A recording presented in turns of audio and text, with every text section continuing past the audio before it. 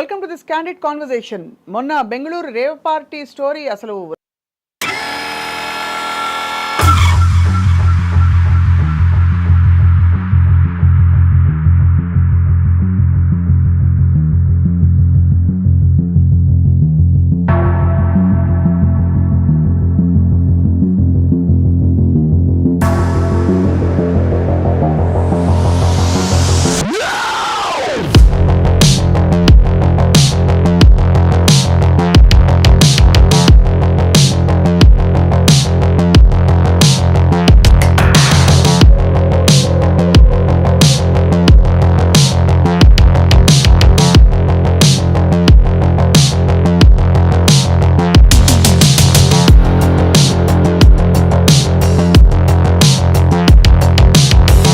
నిజంగా పట్టుబడ్డారు. అసలు ఈ రేవ్ పార్టీ కల్చర్ ఎప్పటి నుంచో కొనసాగుతుంది. కానీ ప్రతిసారి ఒక ఇన్సిడెంట్ జరిగిన తర్వాత ఫాలో అప్ ఏమిటి, చట్టం ఏం చెప్తోంది, అలాగే పోలీసు వ్యవస్థ ఎంతవరకు దీన్ని కట్టడి చేయగలుగుతోంది, ఈ అంశాలపై let's find out more. We have with a senior crime journalist and I డ్రీమ్లో క్రైమ్ డైరీస్ ప్రజెంట్ చేసిన అందరికీ సుపరిచిత షో హోస్ట్ మురళి గారు. వారితో మాట్లాడబోతున్నాం. మురళి గారు నమస్కారం. సో రేవ్ పార్టీ అంటే ఫస్ట్ ఆఫ్ ఆల్ ఏమిటి సార్, ఆ వర్డ్ ఎక్కడి నుంచి వచ్చిందని? రేవ్ పార్టీ అనేది యాక్చువల్గా వెస్ట్రన్ కల్చర్ అండి. ఒరిజినల్గా మనం చేస్తున్న రేవ్ పార్టీ 100% కాదు.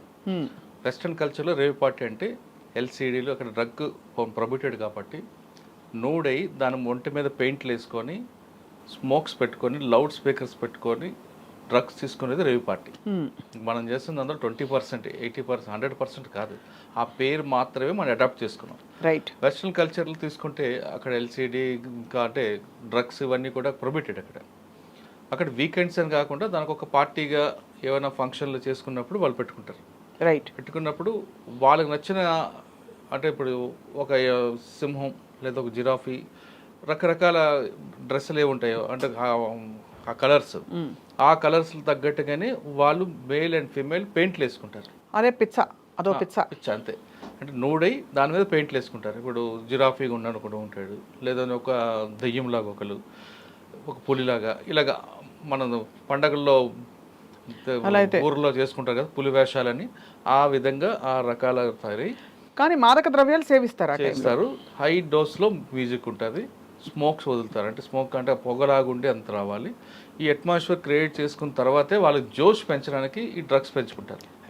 రైట్. అక్కడ దాంతోపాటు స్టిక్స్ ఉంటాయి. ఆ స్టిక్స్ పట్టుకుంటూ డ్యాన్సులు వేసుకుంటూ వాళ్ళు దాదాపు 4-5 గంటలు చేస్తుంటారు. ఆ కల్చర్ని మనం తీసుకురావడానికి ట్రై చేసినా కుదరకపోయేసరికి ఆ పేరు మాత్రం అడాప్ట్ చేసుకుని రేవ్ పార్టీ అని పెడుతున్నారు. రైట్. ఇక్కడ రేవ్ పార్టీ అని తీసుకునేసరికి మన దగ్గర ఇప్పుడు కాదు, ఎప్పుడు దాదాపు 2010 నుంచి స్టార్ట్ అయింది. హైటెక్ సిటీ ఎప్పుడు స్టార్ట్ అయిందో అప్పటి నుంచి అలాగే వెస్ట్రన్ కల్చర్ వస్తుంది. ఇక్కడ మన దగ్గర ఆల్రెడీ ఎల్బీ నగర్ కానీ లేదా కీసర వైపు ఎప్పుడో జరిగేవి, గోవాలో జరుగుతుండే. తర్వాత మెల్లిగా మన దగ్గరకు వచ్చింది. 2010లో ఫస్ట్ టైము కీసర్ దగ్గర ఇది ఐడెంటిఫై చేశారు. అక్కడ గోవా నుంచి కొంతమంది టీం ఏం చేశారంటే గోవా వెళ్ళి ఎంజాయ్ చేయడం ఎందుకని కీసర దగ్గర ఒక రిసార్ట్ తీసుకొని అక్కడ ఫస్ట్ 2010లో ఐడెంటిఫై అయింది. ఇప్పుడు మహేందర్ రెడ్డి గారు ఎవరు కమిషనర్ అనుకుంటా, ఆయన ఇది కొత్త కల్చర్ వచ్చింది అంటే జనరల్గా పార్టీ అంటే వేరు, అమ్మాయిలు అబ్బాయిలు తీసుకురావడం, ఎంజాయ్ చేయడం, తాగడం, పరగడం. కానీ రేవ్ అని ఒక వారెంట్ తీసుకొని యాడ్ చేశారు. దాంట్లో అందరూ 100% మీకు ఇందాక చెప్పిన వెస్ట్రన్ కల్చర్ కాకపోయినా ఇక్కడ ఉన్న కల్చర్ని అడాప్ట్ చేసుకుంటూ అమ్మాయిలు తీసుకురావడం, ఎంజాయ్ చేయడం, తాగడం, వెళ్ళిపోయాడు. అక్కడ ఎలా బయటపడిందంటే లౌడ్ సౌండ్ పెట్టడంతో ఆ చుట్టుపక్కల కంప్లైంట్ ఇవ్వడం, అప్పుడులో ఉన్న సైబరాబాద్ ఎస్ఓటి టీము ఐడెంటిఫై చేయడంతో ఆర్గనైజర్స్ పెట్టాడు దీనికి రేవ్ అని. రేవ్ అని ఒరిజినల్గా తీసుకుంటే ఇది 100% కాదు. ఇప్పుడు నెక్స్ట్ మనం బెంగళూరు తీసుకుందాం. బెంగళూరులో ఆర్గనైజ్ చేస్తుంది వాసు అని ఒక కృష్ణా జిల్లా సంబంధించిన ఒక బుకీ. ఆయన ఇదే పనిలో తిరుగుతుంటాడు. బుకీ అంటే చెప్పండి, టెక్నికల్ పదాలకి అసలు అర్థం తెలుసుకునే ప్రయత్నం ఇవాళ. బుకీ అంటే క్రికెట్ బుకీ, పందాలు కాసే వాళ్ళు పెడతారు. అది పందాలు కాసే ఒక వ్యక్తి, ఒకనొక వ్యక్తి అక్కడ ఆయన ఇది బెంగళూరులో ఆర్గనైజ్ చేశాడు. దీనికి మన దగ్గర ఏమైందంటే హైదరాబాద్లో, కృష్ణా జిల్లా ఇవన్నీ కొన్ని ప్రాంతాల్లో ఇటువంటి ఆర్గనైజర్స్ చాలా మంది ఉంటారు. వీళ్ళు గతంలో ఏం చేసేవారంటే చిన్న మీకు రికార్డెడ్ డ్యాన్స్లో ఉండేవి, దాన్ని అలా కొంచెం ముందు తీసుకొచ్చారు. వాస్తవంగా రికార్డెడ్ డ్యాన్స్ అని పెట్టేవారు. రికార్డ్ డ్యాన్స్ బ్యాన్ ఇప్పుడు అయిపోయాం. తర్వాత బార్లో డ్యాన్స్ పార్టీ అని ఉంటుంది, అది కూడా బ్యాన్ అవ్వడంతో దీన్ని కొంచెం ముందుకు తీసుకొచ్చి రేవ్ అనే ఒక వర్డ్ యాడ్ చేసి తీసుకెళ్తారు. అయితే హైదరాబాద్లో ఎందుకు చేయకూడదు అని మీకు క్వశ్చన్ చేయొచ్చు. ఇక్కడ పోలీస్ ఫోకస్ ఎక్కువైంది, అరెస్టులు చేస్తున్నారు. అరెస్టులు చేయడం వెనకతో పాటు ఎవరైతే ఆ బిల్డింగ్ కానీ రిసార్ట్ కానీ ఇస్తున్నారో ఆ ప్రాపర్టీ సీజ్ చేస్తున్నారు. రైట్. ప్రాపర్టీ సీజ్ చేయడంతో ఆ రెంట్కి ఇచ్చిన వాడికి ఆక్సిజన్ కట్ అయిపోద్ది. దాంతో అంత డేరుగా ఇక్కడ ఎవరు వెళ్ళట్లేదు. అవును, కొంచెం బెంగళూరు వెళ్ళేసరికి కొంచెం కల్చర్ మారింది కాబట్టి అక్కడికి ఇది వెళ్తున్నారు. రైట్. సో ఇప్పుడు జరిగిన ఈ రేవ్ పార్టీలో మనకి సినీ పరిశ్రమకి సంబంధించిన ప్రముఖులు ఎవరెవరి పేర్లు బయటకు వచ్చాయి? మనం ఫస్ట్ నుంచి చెప్తున్నట్లుగా హేమ, ఆమె పేరే బెంగళూరు కమిషనర్ గారు కూడా ఆమె పేరు అనౌన్స్ చేశారు సినిమా సంబంధించి. కానీ కొన్ని పేర్లు వచ్చే వాళ్ళు ఎవరు లేరు అనేది రూల్డ్ అవుట్ చేశారు ఆయన. రైట్. అయితే ఇక్కడ హేమ గారు ఆ రోజు దొరికినప్పుడు ఎర్లీ మార్నింగ్ రెండో విషయాలు, ఆవిడ డ్రగ్ తీసుకున్నట్లు పార్టీలో పాల్గొన్నట్లు కేసు అయింది. కానీ ఆవిడ అక్కడి నుంచి పక్కకు వచ్చి అదే లిస్టింగ్లో, అవును, వెనకాల గ్రీన్ నేను చిల్ అవ్వడానికి వచ్చాను బెంగళూరు, నేను బెంగ్ తీసుకోవట్లేదు అని కూడా ఒక సెల్ఫీ వీడియో రిలీజ్ చేశారు. అది పెద్ద రచ్చ అయింది. రచ్చ అవడం కాకుండా తెలియని విషయం ఏంటంటే ఆ ఇన్సిడెంట్ చేసినందుకు ఆమె మీద ఇంకో కేసు బుక్ అయింది. అంటే పోలీస్ కస్టడీ నుంచి తప్పించుకొని రాంగ్ ఫీడ్బ్యాక్ ఇచ్చినందుకు ఆమె మీద ఇంకో కేసు. పోలీసు ఉన్నప్పుడు కస్టడీ అంటే పోలీస్ కస్టడీ ఉండాల్సిందే, అది అరెస్ట్ అనేది అనుకోవద్దు. కస్టడీ నుంచి బయటకు వచ్చింది. ఆవిడ వచ్చి ఇంకొక సెల్ఫీ వీడియో ఇచ్చి ఆవిడ రాంగ్ మెసేజ్ పంపినందుకు ఇంకో కేసు అయింది. రైట్. ఇప్పుడు మనకి ఆవిడ నేరుగా డ్రగ్స్ సేవిస్తున్నట్టు కానీ సప్లై చేస్తున్నట్టు కానీ ఏమైనా నిర్ధారణ అయిందా? అంటే ఇప్పటివరకు అంటే ఆవిడ బ్లడ్ శాంపిల్ ఇస్తే ఖచ్చితంగా నోటి శాంపిల్ అవుతుంది. ఆ రోజు ఎర్లీ మార్నింగ్ దొరికారు కాబట్టి వెంటనే అప్పుడు తీసుకున్న వాళ్ళందరూ కూడా బ్లడ్ శాంపిల్ రిపోర్ట్ వస్తుంది. రైట్. కానీ ఈవిడ తీసుకొని వచ్చి 3-4 days అవుతుంది. మీ గతంలో మన పూరి జగన్నాథ్, చార్మి వీళ్ళందరూ దొరికినప్పుడు వాళ్ళు ఏం చెప్పారు, మేము ఎప్పుడో గోవాకు వెళ్ళినప్పుడో లేదా ఎక్కడ వేరే కంట్రీకి తీసుకున్నది ఇప్పుడు తీసుకోవట్లేదు, ఎప్పుడో లాంగ్ బ్యాక్ అని చెప్పారు. సాధారణంగా బ్లడ్ శాంపిల్ తీసుకున్నప్పుడు హెయిర్ కానీ గోర్లు తీసుకుంటారు, అందులో వస్తాయని. 6 నెలలు అయిన తర్వాత అక్కడ రాలేదు కాబట్టి వాళ్ళు అందులో బయటపడ్డారు.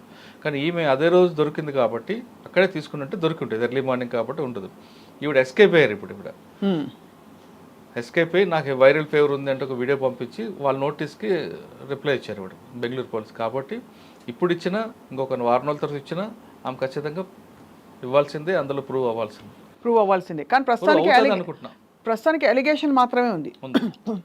మామూలుగా పోలీసు వ్యవస్థ చాలా బాగా పనిచేస్తుందన్న విషయం మీరు దగ్గరగా పోలీస్ ఆఫీసర్స్ని చూశారు కూడా, చాలా మంచి విషయం. కానీ ఏదో లాస్ట్లో వచ్చి హ్యాండ్స్ అప్ అన్నట్టు ఒక రేవ్ పార్టీలో ఇంకా కూడా మనకి పట్టుబడి దాన్ని రాద్ధాంతం చేస్తున్నాం అనే కోణం తప్ప ఈ డ్రగ్స్ సరఫరా ఎక్కడి నుంచి వస్తుందనే దృష్టి నార్కోటిక్స్ కంట్రోల్ బ్యూరో ఎంతవరకు సఫలీకృతమైంది మురళి గారు?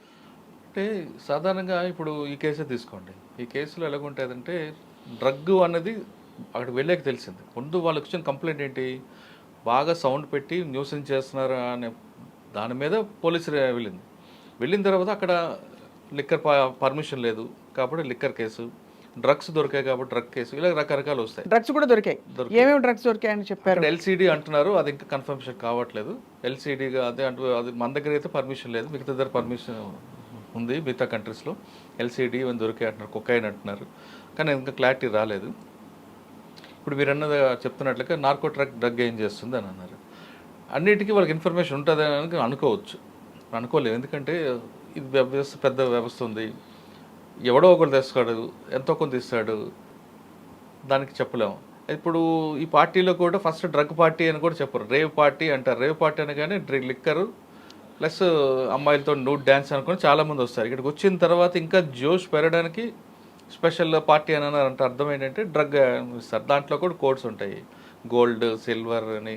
తర్వాత ఇప్పుడు కొత్తగా మనం శీలావతి అని పేరు పెట్టారు, అంటే గంజాకి సంబంధించింది. శీలావతి ఉంది అని అంటే అందరూ ఏమనుకుంటారంటే సాధారణంగా అమ్మాయి అనుకుంటారు. శీలావతి అంటే అమ్మాయి కాదు, డ్రగ్ అది ఒక్కొక్క మన గంజాయి. ఆ శీలావతి అనేది కేవలం ఏఓబీకే స్పెషల్. శీలావతి పార్టీలో ఉంది అని అంటే చాలామంది వస్తారు. ఎందుకంటే గంజాయి గురించి తెలిసిన ఎవరైనా సరే శీలావతి ఉందంటే గంజాయి ఉందని అర్థం. అంటే అదొక నష బత్తు. కానీ వాట్సాప్లో ఏమంటే శీలావతి అనగానే మన అందరూ ఏమనుకుంటాం అమ్మాయి వచ్చింది అనుకుంటాం. శీలావతి అంటే అమ్మాయి కాదు, గంజా. అంటే ఇవన్నీ కోడ్ వర్డ్స్గా రైట్, ఇవన్నీ వస్తాయి. ఈ కేసులో ఒక్కటి బయటపడిన తర్వాత సప్లైర్ ఇక్కడితో ఆగిపోతుంది కేసు. బెంగళూరు పోలీసు తీసుకున్న కేసు కూడా ఇక్కడితో ఆగదు, ఖచ్చితంగా స్టెప్ ముందుకు వెళ్తుంది.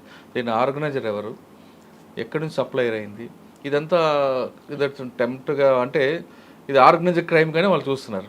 అంతే, ఆర్గనైజర్ క్రైమ్ కాబట్టి సప్లైర్ ఎవడు, దీనికి వెనక్కి ఎవరు యూజ్ చేశారు, వీళ్ళకి ఎక్కడి నుంచి వచ్చింది, ఇది ఎక్కడితో ఆగింది, ఇక్కడికి అప్పటికప్పుడు అయితే ఆర్గనైజ్ చేసే పార్టీ అది కాదు, గ్రూప్గా డిసైడ్ అయిన తర్వాత వచ్చింది. ఈ ఆర్గనైజర్ వాసు అనే పేరు వచ్చింది. ఈ వాసు అనే వ్యక్తి ఆల్రెడీ ఇది మీద కేసులు ఉన్నాయి కాబట్టి ఖచ్చితంగా అందులో కూడా తీసుకొస్తారు. రైట్. నాకు తెలిసిందా నేను బెంగళూరు పోలీసులు మాట్లాడితే ఆయన మీద పీడీ యాక్ట్ కూడా పెడతామని చెప్తున్నారు. రైట్. ఇది చాలా అంటే సాంఘిక సామాజిక నేరాలు చాలా ఉంటాయి మురళి గారు. చట్ట దృష్టిలో కొన్ని నేరాలు ఉంటాయి.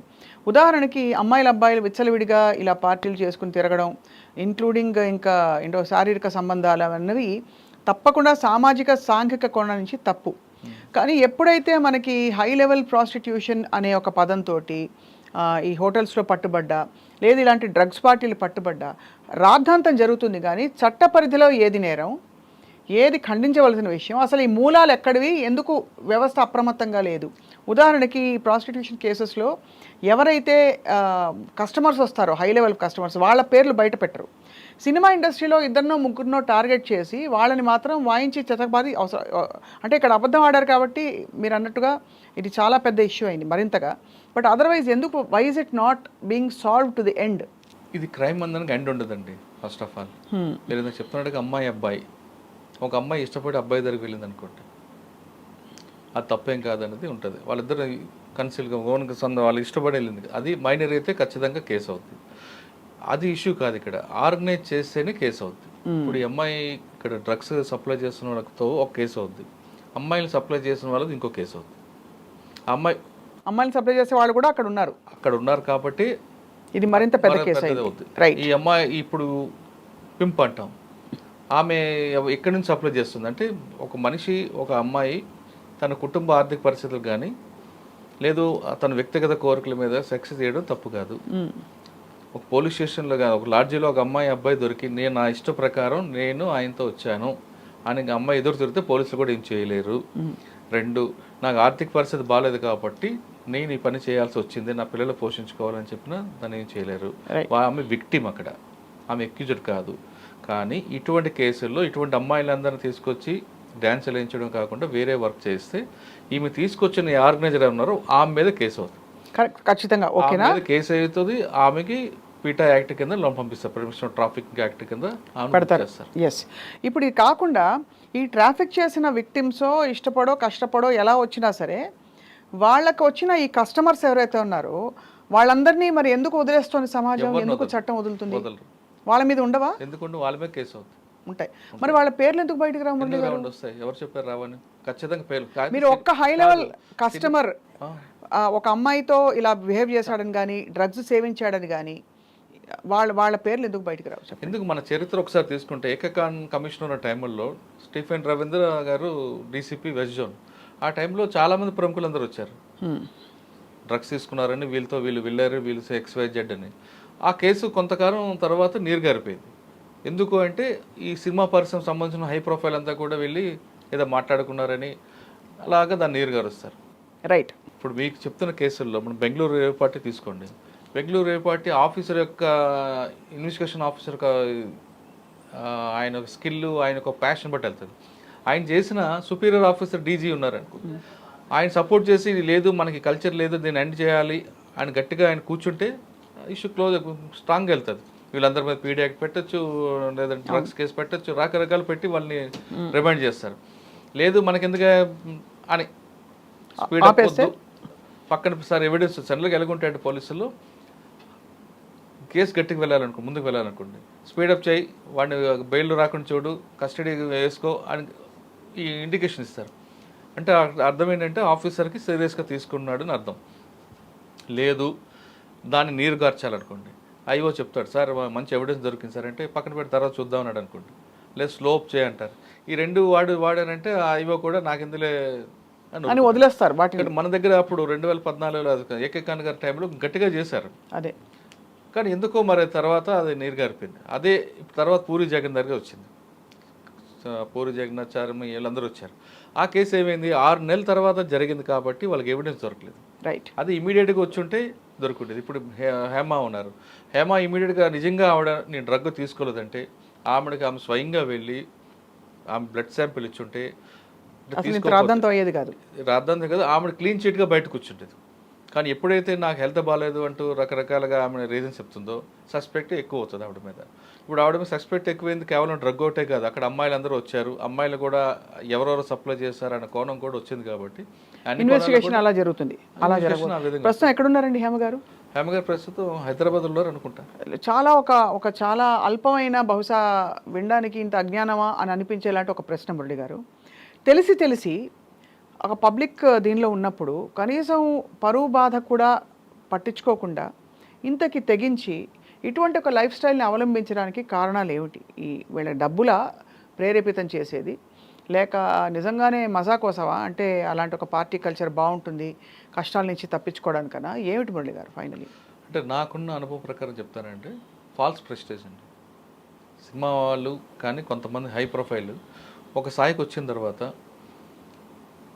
వాళ్ళకి ఎక్స్పెండిచర్ ఎక్కువైపోతుంటుంది. వాళ్ళకి మినిమం ఒక డ్రైవర్ ఉండాలి, ఇంట్లో వంట మనిషి ఉండాలి, ఒక అసిస్టెంట్ ఉండాలి, బయటికి వెళ్తా మేకప్ కిట్ పట్టుకుని ఉండాలి. వీళ్ళకి బిజినెస్ అంటే యాక్టింగ్ కానీ లేదంటే వాళ్ళు చేస్తున్న ఏ ప్రొఫెషనల్లో అందరు కానీ బిజినెస్ లేకపోతే ఇవి మాత్రం పోవు. ఇవి తప్పనిసరిగా రిచ్ మంచి ఒక మన ఒక బంజారాస్ లాంటి వాళ్ళు జూబ్లీస్ ఏరియాలో, మణికొండల ఏరియాలో మంచి పాష్ ఇల్లు ఉండాలి. ఈ ఎక్స్పెండిచర్ ఎక్కడి నుంచి వస్తుంది? ఆదాయం ఆగిపోతుంది. కానీ ఆదాయం అయిపోయింది కదా అని ఆవిడ కృష్ణానగర్కి వచ్చింది అనుకోండి, ఆవిడ మార్కెట్ పడిపోతుంది. నేను ఇంకా మంచి ప్రొఫైల్ ఉన్నాను. మీరు ఎప్పుడైనా పాత సినిమా యాక్టర్లు ఎవరైనా డైరెక్టర్లు కానీ అడగండి, ఏం చేస్తున్నాను సార్, లేదా ఒక స్టోరీ డిస్కషన్లోనే అంటారు, కానీ ఖాళీగా ఉన్నానని చెప్పరు. పాత యాక్టర్ని అడగండి, అసలు ఆవిడ సినిమా మర్చిపోతారు ఫీల్డ్, కానీ ఆవిడ ఇంకా చెప్తుంది, లేదు నాకు ఒక డిస్కషన్ ఉంది, నేను కేరళ వెళ్ళాలి, మలయాళం వెళ్ళాలి. అదే ఏ హీరోని, పాత హీరోని అడగండి, ఇదే చెప్తారు. అంటే వాళ్ళంతా కూడా ఫాల్స్ ప్రెస్టేజ్లో ఉండిపోతారని నా అభిప్రాయం. దాన్ని నుంచి బయటపడడానికి ఇటువంటివన్నీ కూడా అలవర్చుకుంటారు. సీరియస్గా సిన్సియర్ యాక్టర్స్, సిన్సియర్ వాళ్ళు ఉన్నారు. వాళ్ళు ఏ ప్రొఫెషన్ వచ్చారో ఆ ప్రొఫెషన్ నుంచి ఒకవేళ వాళ్ళకి డిమాండ్ లేకపోతే కామ్గా పక్కన ఉంటారు, అంతే తప్ప దారి తప్పరు. అంటే ఈ దారి తప్పడం గురించి అడుగుతున్నాం. ఎథిక్స్ అవన్నీ మెయింటైన్ చేస్తారు వాళ్ళు. ఒక సినిమా ఇండస్ట్రీ ప్రపంచానికి ఎంటర్టైన్మెంట్ ఇచ్చే చాలా గొప్ప ఇండస్ట్రీ, గొప్ప కళాకారులు తెలుగు ఫీల్డ్లో. మనకి ఇలాంటివి వచ్చినప్పుడు మొత్తం యావత్ ఇండస్ట్రీని మీడియా అనడం కూడా తప్పు. వీటి మూలాలు పట్టుకొని పోలీసులందరూ గొప్పవాళ్ళు అనడం కూడా, బహుశా పోలీస్ వ్యవస్థ ఇంకా మరింత పట్టు బిగించాల్సిన అవసరం ఉంది. ఒకటండి, సినిమా వాళ్ళు ఉన్నారంటే, సెలబ్రిటీస్ ఉన్నారంటేనే ఆ వార్తకి హైప్ మనం చేస్తాం. ఇప్పుడు అక్కడే హేమ కాకుండా ఇంకెవరు దొరికితే మీరు కానీ మేము పట్టించుకుంటాం. అది కరెక్టే. కాబట్టే కేవలం అక్కడ ఫోకస్ ఒక వ్యక్తి మీద కాకుండా జరుగుతున్న ఈ వ్యవహారం ఏదైతే ఉందో దానికి అన్ని కోణాల నుంచి ఎవరెవరు కస్టమర్లు, ఎవరు ఆర్గనైజర్సు, అలాగే ఎక్కడి నుంచి సప్లై అవుతున్నాయి, వీటన్నిటి ఈ కోణాలన్నీ కూడా మీలాంటి సీనియర్ జర్నలిస్టు ఛేదించాలి సార్. మాలాంటి వాళ్ళు చేయడం కన్నా అందరూ చేయాలి, నాదని కాదు, అందరూ చేయాలి తప్పకుండా. కానీ మనకి సినిమా అనే కలర్ ఉంటేనే మనం ముందుకు వెళ్తాం. పబ్లిక్ పర్సనాలిటీస్ ఉన్నప్పుడు ఎక్కువ ఆసక్తి సినిమా వాళ్ళకి జనరల్ గా ఎవరున్నా సెలబ్రిటీ ఉంటే మనం టచ్ చేస్తాం. లేనప్పుడు నేను ఇంకొకరు దొరికారు అనుకోండి, అక్కడ ఏమంటారు, ఇది మంది ఎక్కువైపోయింది, డబ్బులు ఎక్కువైపోయారు అంటారు తప్ప ఇంత ఎక్స్పోజ్ ఉంటుంది మీడియా అంతా కూడా. రైట్. ఇక్కడ దీనికి దాని వెనక రీజన్ మీకు తెలుసు, దాన్ని మాట్లాడడం. రెండోది, సెలబ్రిటీస్ సినిమా వాళ్ళు అందరూ అనుకున్నాం, సినిమా అనగానే అది నిజంగా చెప్పాలంటే మనం రాళ్ళు విసురుతున్నాం వాళ్ళ మీద. వాళ్ళ ఒక షోకేస్లో బొమ్మలు లాంటి వాళ్ళండి. సినిమా ఇండస్ట్రీ అనేది షోకేస్ బొమ్మ. వాళ్ళకి ఉన్న కష్టాలు నష్టాలు చాలా ఉంటాయి. మనం వాళ్ళు ఎంతసేపు ఒక షోకేస్ బొమ్మలో చూస్తాం, ఒక రాయి ఇసురుతాం మనం, కానీ వాళ్ళకి క్రాక్ అయిన తర్వాత వాళ్ళకు ఉన్న కష్టాలు చాలా ఉంటాయి. బయటకు అందరూ కూడా టాప్ హీరోలు కనపడిన మంచి ఫ్యామిలీస్ ఉన్నా వాళ్ళకి లోపల ఉన్న అనుమానాలు కష్టాలు చాలా ఉంటాయి వాళ్ళకి. అందుకు మనం కూడా ఏం చేయాలంటే కొంచెం ఆచి తూచిపోవాలి. కానీ మనం ఏం చేస్తాం, ఎవరో సినిమా హీరోయిన్ ఉన్నా, ఇప్పుడు ఎగ్జాంపుల్ రేవ్ పార్టీ శ్రీకాంత్, ఆయనలాగా ఎవరు ఉండకూడదా? ఆయన ఏదో ముఖం కట్టుకుని వస్తుంటే శ్రీకాంత్ అన్న వాళ్ళ ఫ్యామిలీ ఎంత అవుతుంది, చాలా దారుణం. అలాగే ఒకటి ఇదే కేసులో హేమకి సంబంధించిన ఒక పేరు కోడే చిరంజీవి, ఒక వ్యక్తి దొరికాడు. అందులో కోడేని పక్కన పెట్టారు, చిరంజీవికి నోటీసులు అన్నాము. అంటే ఆయనకి సంబంధం అంటే అదే అలాంటి ఒక వైఖరి మారాలి. అండ్ ఇంకోటి, అక్కడ ఒక్క వ్యక్తి ఉన్నారంటే, ఎవరో హేమకారు కావచ్చు, ఇంకోళ్ళు కావచ్చు, అక్కడ కనీసం 10 మంది ఇంకా చాలా పెద్ద టాప్ ఇన్ఫ్లుయెన్షియల్ పీపుల్ ఉండుంటారు. ఆ 10 మంది పేర్లు ఎందుకు బయటకు రావంటాను నేను. ఎందుకు ఎవరు ఉంది కదా, ఆవిడ she's taking the brunt of the whole thing. ఆవిడ చేసింది ముమ్మాటికి తప్పైనా కూడా మిగతా వాళ్ళ పేర్లు కూడా బయటకు 122 మంది ఉన్నారండి. 122 మంది. హేమ లాంటి కన్నా టాప్ ఉన్నారు అక్కడ, డబ్బున్న వాళ్ళు ఉంటారు. ఇక్కడ ఫోకస్ అంతా ఈవిడ సినిమా కాబట్టి, ఈవిడ లేకుండా ఉందంటే అప్పుడు ఇండివిజువల్గా వెళ్తారు. ఎవరెవరు, వీడెవడు బడాబాబులు పిల్లలు, ఆ పాలేరు అన్నీ మనం వెళ్తాం. ఇక్కడ హేమ కాబట్టి హేమ, శ్రీకాంత్ లాగా శ్రీకాంత్, హేమీలు ఉన్నారు అక్కడ, ఉన్నారు. అది విషయం. అయితే ఇక్కడ ఇంకొకటి జరుగుతుంది. అంటే పోలీస్, మీరు ఇందాక అడిగారు కూడా చెప్తా, పోలీస్ కరెక్ట్గా ఇన్వెస్టిగేషన్ చేస్తే అదొకలాగా ఉంటుంది. లేదు, కొంతమంది పోలీసులు ఏం చేస్తారంటే ఫోన్ ట్యాపింగ్, ఫోన్లో కాల్ రికార్డ్ తీసుకుంటాం, ఇందులో వాళ్ళు లీక్ ఇస్తుంటారు. పలానా హేమ కాల్ ఫోన్ చూసాం, అందులో ప్రముఖుల లిస్ట్ ఉంది అని ఒక చిన్న బ్లాక్ మెయిలింగ్ అనగానే ఆమెతో రెగ్యులర్గా మాట్లాడందరూ భయపడతారు ఆ పోలీసులు. అంటే ఎవరైనా చూసి భయపడాలి. ఇప్పుడు ఎవరైనా ఫోన్ చేయడానికి ఎవరికి అక్కడ ఏం బయటపడుతుందో తెలియదు కదా. హేమ గారితో మీరు మాట్లాడతారు, మీరు లేడీ కార్డు పక్కన తీస్తారు, నేను ఫోన్ చేశాను అనుకుంటాం, మురళీ నెంబర్ ఉంది అనగానే ఏదో ఒకటి అంట కడతారు అంతే. నేను ఇంటర్వ్యూ కోసం ఫోన్ చేశాను, లేదు ఇంకోటి అవ్వచ్చు. కాదు, మురళి అన్న వ్యక్తి హేమ కాల్ లిస్ట్లో మురళి పేరు ఉంది, మురళి ఎందుకు చేశాడు, దానిలో గంట సేపు నడుపుతారు ఒకనొక ఛానల్. లేదు, అక్కడ ఆ పోలీసులు ఏం చేస్తారు, సార్ నా నెంబర్ ఉందా సార్, చూడండి సార్ కొంచెం చూడండి అని నేను ఏదో రిక్వెస్ట్ చేస్తే ఆయన ఏదో డిమాండ్ చేస్తాడు. ఇదొక బిజినెస్. సో మొత్తానికి సార్ మురళి గారు, పోకళ్ళు ఇలా ఉండడం ఐ థింక్ ఒక సహేతుకమైన పరిష్కారం అయితే రాదు. ఎందుకంటే డ్రగ్స్ అనే బిగ్గర్ ఇష్యూ ఈజ్ మన తర్వాతి జనరేషన్స్, స్కూల్ పిల్లలు 11వ తరగతి 10వ తరగతి 8వ తరగతి పిల్లలకు కూడా డ్రగ్స్ అందుబాటులో ఉండడం కొన్ని స్కూల్స్లో అనేది భయానకంగా ఉంది. తప్పకుండా I think narcotics control bureau will take strict action to seal all the ports of entry for such illegal. 100% వాళ్ళ డిపార్ట్మెంట్ అయితే చేయాల్సిందే, అందులో డౌటే లేదు. కానీ ఇక్కడ మన రెస్పాన్సిబిలిటీ కూడా ఉండాలి, సోషల్ రెస్పాన్సిబిలిటీ, మీడియా ఉండాలి, ప్లస్ పేరెంట్ రెస్పాన్సిబిలిటీ ఉండాలి. కరెక్ట్. ప్రతి ఒక్క పేరెంట్ కూడా తన కొడుకు కూతురు ఏం చేస్తున్నారు విషయం ఎప్పుడు అబ్జర్వ్ చేయాలి. అందుకే చెప్తుంటారు, డ్రగ్స్ తీసుకున్న పిల్లల్ని ఎక్కువ అబ్జర్వ్ చేయండి అని. కళ్ళు ఎర్రగొండడం, వాళ్ళలో వాడే మాట్లాడుకోవడం, ఎక్కువ అన్నం తినకపోవడం, లేదా ఒకసారి ఎక్కువ అన్నం తినడం, లేట్గా పడుకోవడం, ఇటువంటి సిమ్టమ్స్ అన్నీ కూడా డ్రగ్స్కి ఉన్న వాళ్ళని. కానీ ఎవరు అబ్జర్వ్ చేయాలి? తల్లిదండ్రులు ఎంతసేపు సొసైటీ మీద, పోలీస్ మీద వేయకుండా వాళ్ళ పిల్లల్ని వాళ్ళే కంట్రోల్ చేసుకోవాలి. నెంబర్ 1. నెంబర్ 2, అమ్మాయి లేటుగా వస్తే ఎక్కడికి వెళ్ళావు అని గదమాయించే తల్లి కానీ తండ్రి కానీ, అబ్బాయి లేటుగా వస్తే ఎందుకు క్వశ్చన్ చేయకూడదు? అబ్బాయి కూడా క్వశ్చన్ చేయాలి. చీకటి పడ్డదో ఎక్కడికి వెళ్ళావు, ఎందుకు లేట్గా వచ్చావు అని క్వశ్చన్ చేస్తే అదొక భయం అనేది అడుగుంటుంది. తప్పకుండా ఖచ్చితంగా వాడు కూడా ఫ్రెండ్స్ సర్కిల్తో దూరంగా వెళ్తాడు. నెంబర్ 2. నెంబర్ 3, ఒక ఏజ్ గ్రూప్ వచ్చాకంటే ఉండాలంటే 16 సంవత్సరాలు. ఇప్పుడు ఏంటవుతుంది, సోషల్ మొబైల్ ఫోన్స్ రావడంతో 4th క్లాస్ నుంచి వాళ్ళు ఫోన్లు, వాళ్ళ వ్యవహారాలు చేస్తారు. ఇంకా భయంకర విషయం ఏంటంటే కొన్ని స్కూల్స్లో 3rd క్లాస్ నుంచి లవ్ అని స్టార్ట్ అవుతుంది. ఈ అమ్మాయి చూసి నవ్వింది నన్ను కాబట్టి నా గర్ల్ ఫ్రెండ్ అని వాటికి వాడు డిసైడ్ చేసుకుంటాడు. ఆ అబ్బాయి నన్ను చాక్లెట్ ఇచ్చాడు కాబట్టి అబ్బాయి నన్ను లవ్ చేస్తున్నాడని ఆ అమ్మాయి డిసైడ్ చేసుకుంటుంది. దీనికి ఈ కల్చర్ని ఏమనుకుంటాం మనం? అదే, అంటే 3వ క్లాస్ నుంచే వాళ్ళు అసలు ఏంటో తెలియని విషయం నుంచి వాడు వస్తున్నాడు. కాబట్టి తల్లిదండ్రులు మస్ట్గా వాళ్ళ పిల్లల్ని అబ్జర్వ్ చేయాలి. చేస్తే ఇవన్నీ ఇక్కడకు కొంచెం ఫుల్ స్టాప్. తర్వాత మీరు గవర్నమెంట్ మీద, సొసైటీ అసలు ముందు మనం అన్నిటికన్నా మీడియా సోషల్ రెస్పాన్సిబిలిటీ అనేది తీసుకుంటే దీనికి ఒక చెక్ పెట్టే అవకాశం వస్తుంది. ఇప్పుడు హేమ తీసుకున్నారా, రేవ్ పార్టీ అనేది కాదు. ఈ కల్చర్ నేను చెప్పాను ఫస్ట్లో, వెస్ట్రన్ కల్చర్.